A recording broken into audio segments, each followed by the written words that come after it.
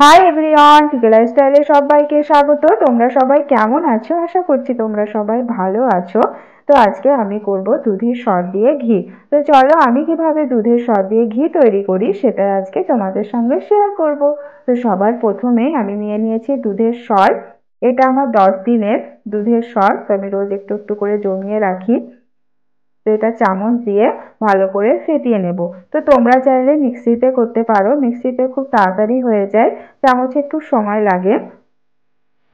তো আমি চামচ দিয়ে এইভাবে ফেটিয়ে নেব।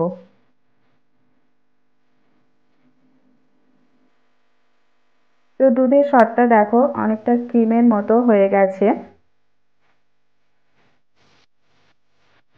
তো এটা এখনো ফাটতে হবে যতক্ষণ না এই দুধের সর থেকে জল ছাড়ছে।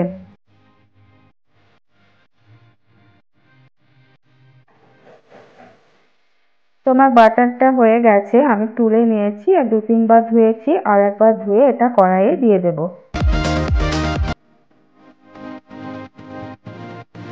তো বাটারটা কড়াইয়ে দিয়ে দিয়েছি আর গলতেও শুরু করেছে। এই সময় গ্যাসের ফ্লেমটা আমি হাই রাখবো যতক্ষণ না বাটারটা গলছে।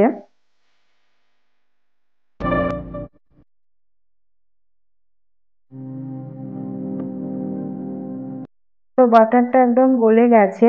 এবার গ্যাসের ফ্লেমটা আমি লো করে দেব। লো ফ্লেমে ঘিটা তৈরি করব।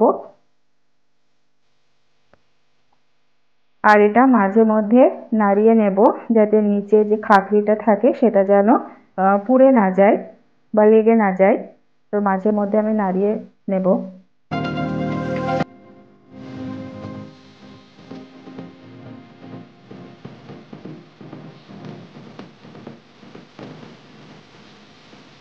তো বাটার থেকে একদম ঘি ছাড়তে শুরু হয়ে গেছে।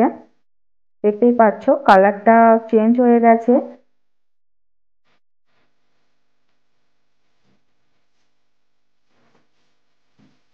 আর আমি এভাবেই নাড়তে থাকবো।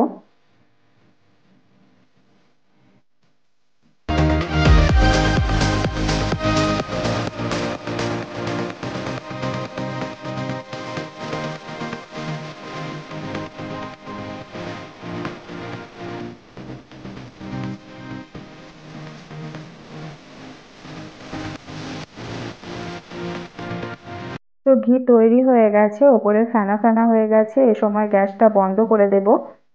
আর কালারটা অনেকটা পরিবর্তন হয়ে গেছে, লাল লাল হয়ে গেছে, মানে ঘি একদম রেডি। তো একটু ঠান্ডা করতে দেব এবং ফেনাটাও কমে যাবে। তো আমি বাটির মধ্যে ছেঁকে নিয়েছি। তো আমার একদম রেডি হোমমেড দেশি ঘি। তো ভিডিওটি প্লিজ তোমরা লাইক করে দিও, চ্যানেলটিকে সাবস্ক্রাইব করে দিও। Bye bye.